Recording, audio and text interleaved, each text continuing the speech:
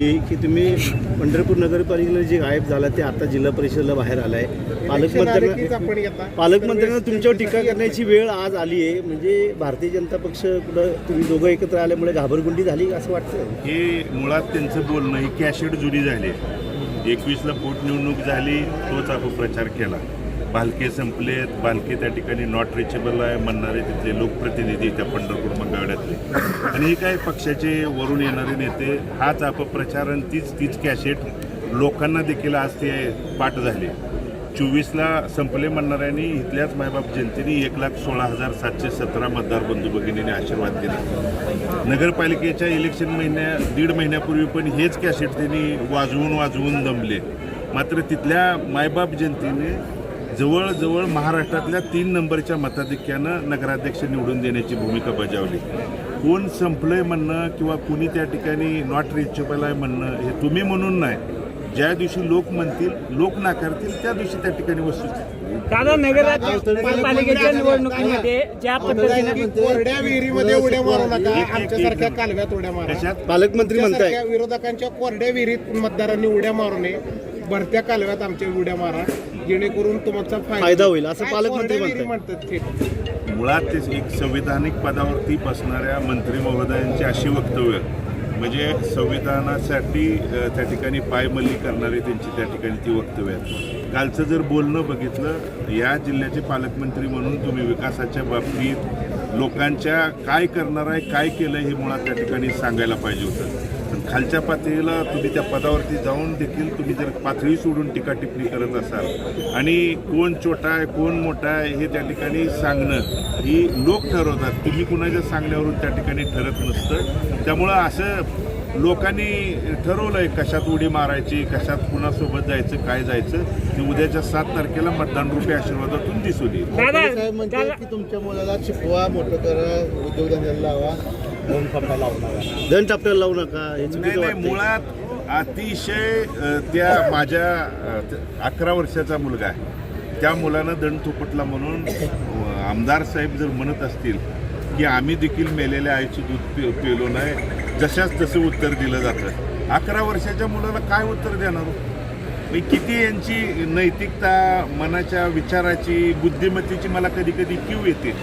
मी शिकवण्याच्या बाबतीत काळजी करू नका, शिकवून त्याला चांगले संस्कार देणं हे आमच्या त्या ठिकाणी कुटुंबाचं पहिलं कर्तव्य आहे. मात्र त्याच मुलाचा आजोबा वारल्यानंतर पोटनिवडणूक झाली होती, त्या पोटनिवडणुकीत विजय संपादन केला, त्यावेळी तुम्ही दंड थोपटले, त्यावेळी तुम्ही कुठल्या आईचं दूध प्यायला होता हे देखील लोकांना येऊन सांगायला पाहिजे ना. म्हणून ह्या असल्या भूमिका आणि ह्यांची इतकी त्या ठिकाणी म्हणजे लोकांच्यातनं हे कमी झालंय, अस्तित्व कमी झालंय. त्यामुळे पायाखालची वाळू घसरल्यामुळं हे जर 11 वर्षाच्या पोरांना दाखवतो करतो म्हणून जर भाषा वापरत असतील तर ह्याच्यासारखं दुर्दैव आपल्या तालुक्याचं काय? भगीरथ दादा नॉट रिचेबल हाच मुद्दा वारंवार दादा भगीरथ दादा 5,000 कोटीचा विकास त्यांनी निधी आणलाय मतदारसंघात. कुठं दाखवावं ना. भारत नानांच्या 2020ला दुःखद निधनानंतर जाण्यानंतर मी 21ला निवडणूक त्या ठिकाणी लढवतोय, पोटनिवडणूक लढवली, मी अपयश त्या ठिकाणी मला आलं. 24ला लढवली, अपयश आलं. मला त्या पदावरती संधी मिळाल्यानंतर मी त्या ठिकाणी जर नाही करून दाखवलं तर हे त्यांनी सांगणं किंवा बोलणं उचित आहे. तुम्ही आज जे बोललाय, जे त्या ठिकाणी सरकार आहे, एकीकडं काय सांगितलं जातं, केंद्रात आमचं आहे, राज्यात आमचं आहे, इथं द्या. यापूर्वी पण केंद्रात तुमचंच होतं, राज्यात तुमचंच होतं. किती तुम्ही निधी दिला, किती त्या भागात तुम्ही जाऊन बघा. रस्त्याचे प्रश्न तसेच आहेत, पिण्याच्या पाण्याचे प्रश्न तसेच आहेत.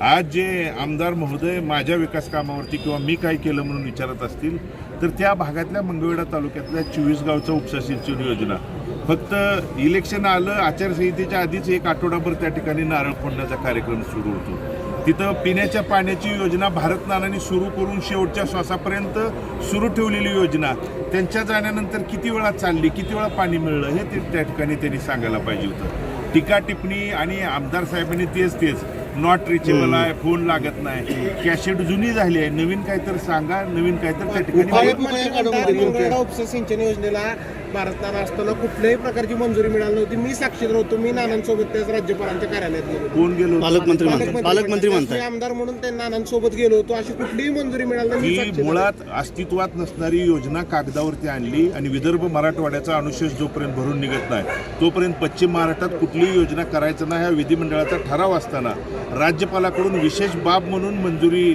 घेण्याची भूमिका भारत नानांनी केली. त्याची सगळे कागदपत्र शेवटच्या श्वासापर्यंत अगदी कोरोना काळात देखील फाईल ना फाईल टेबल टू टेबल फिरवण्याची भूमिका लोकप्रतिनिधी म्हणून भारत नानांनी त्या ठिकाणी केली. आणि ह्यांनी जे बोलतायत त्या पालकमंत्र्यांना आणि आमदार महोदयांना माझा आपल्या माध्यमातून सवाल आहे. तुम्ही 4 सप्टेंबर 2024ला तत्कालीन उपमुख्यमंत्री फडणवीस साहेबांच्या हस्ते त्या भूमिपूजन उद्घाटन केलं आणि त्याची पर्यावरणाची मंजुरी कधी मिळाली? 11 सप्टेंबर 2025ला पर्यावरणाची मंजुरी वर्षानंतर मिळते आणि राज्याचे जबाबदार उपमुख्यमंत्री येऊन जर तिथं त्या योजनेचा शुभारंभ करत असतील आणि पर्यावरणाची मंजुरी न करता करत असतील तर याच्यासारखं दुर्दैव काय? एकीकडं तुम्ही वेळोवेळी दिशाभूल करून तिथल्या शेतकऱ्याच्या जखमीवरती मीठ चोळण्याचं काम इलेक्शन आल्यानंतर करताय आणि तिथली जनता आता सुज्ञ झाली आहे. उद्याच्या 7 तारखेला आबादादा एकत्र आल्यामुळे पायाखालची वाळू घसरली असं वाटतंय का? आबादादा एकत्र आल्यामुळे त्यांच्या पायाखालची वाळू घसरली असं वाटतं का? कारण पालकमंत्र्यांच्या अजूनही पुढे काही सभा होणार आहे. गल्लीबोळात फिरावं लागतं याच्यावरून कळली. माझ्या माहितीनं मला एक माहिती मिळाली आहे. पुढच्या महिन्यापासून पालकमंत्री महोदय प्रत्येक गावातल्या गणपती मंडळाचे अध्यक्ष देखील नियुक्त करण्यासाठी येणार. राजकीय बळी घेतला चर्चा दादा. पंढरपूर तालुक्यातील 8 आणि मंगळतील 4 जिल्ह्यामध्ये सुपडा साफ करू असं आमदार अवकडांकडून बोलले. काय सांगू? नगरपालिकेला पण असंच म्हणले होते. आवताडे साहेबांना करकमगट कुठं आहे माहिती आहे म्हणून. दादा संग्राम गायकवाडाचा राजकीय बळी घेतल्याची चर्चा आहे. मुळात मी सांगितलं संग्राम गायकवाडाच्या बाबतीत भगीरथ भालकेंच्या बाबतीत काही जणांना पुतना मावशीचं प्रेम आज त्या ठिकाणी जागे झालंय. संग्राम गायकवाडाच्या राजकीय भवितव्याची काळजी तुमच्या माध्यमातून त्यांना मी सांगतोय कोणी करायची त्या ठिकाणी करू नका, काळजी करू नका. संग्राम गायकवाडांच्यासाठी मी असेल अभिजित आबा खंबीर आहे. भविष्य काळात तेवढ्याच सन्मानानं योग्य त्या ठिकाणी आम्ही सोबत घेऊन जाणारे त्या ठिकाणी कार्यकर्ते आहे. आणि म्हणून राहता राहिल्या संग्राम गायकवाडाच्या बळीचा प्रश्न असेल तर या गटातनं भाजपकडून त्या प्रीतीताई यलमार आणि यलमार कुटुंब गेले वर्षभर झालं प्रयत्न करत होते, लोकांच्या घरादारापर्यंत जात होते आणि अचानकपणे एक दिवसात एबी फॉर्म बदलून कुणाला त्या ठिकाणी तिकीट दिलं. मग त्यावेळी तुम्ही काय बळी म्हणाल का कानपिळी म्हणाल हे पण एकदा लोकांच्या पुढे येऊन सांगा. तुमच्या मित्राची बऱ्याच दिवसानंतरची इच्छा पूर्ण झाली, दोघं एकत्र आलाय, तसंच हे पॉझिटिव्ह राहील सगळ्या 100%. कारण आमच्या ह्या परिवाराची विचारधारा तुम्ही जर बघितली अगदी 1980-85 पासून जर बघितली तर परिवार हा एकसंघपणे एका विचारधारेवरती काम करणारा आमचा परिवार आहे. आणि बापूंनी असेल, नागेश काका आणि तालुक्यातल्या असंख्य वडीलधारी ज्येष्ठ मंडळींनी नगरपालिकेच्या पूर्वीच त्या ठिकाणी एकत्रित या आणि तसा प्रयत्न देखील बापूंच्या माध्यमातून सगळ्यांच्या माध्यमातून झाला होता. त्याला काय अडचणी झाल्या कशा आल्या हे आपल्याला सगळ्याला ते ज्ञात आहे. मी त्या जुन्या गोष्टीत त्या ठिकाणी जात नाही. पण जिल्हा परिषदेला परत एकदा मी एकत्रित येऊन एका विचारधारेनं कायमस्वरूपी एकसंघ राहण्याची भूमिका त्या ठिकाणी बजावली.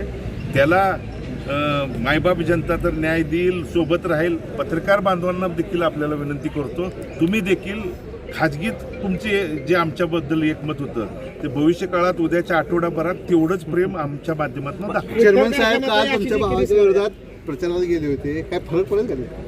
चेअरमन साहेब महान व्यक्तिमत्व आहेत. मी ते बोलणे आहेत पण त्यांचा त्या ठिकाणी मी कार्यकर्ता म्हणून त्यांच्याकडे काम केलं होतं. तिथले लोक ठरवतील. विरोधकांच्या पॅनलमध्ये कोणाला मेन आहे असं तुमच्या युतीवर टीका केली. कोणी केली? कल्याणराव कासेगावात साहेबांना एवढे दिवस मेळ घाला म्हणत होतो, घातला नाही त्यामुळे हे झालं.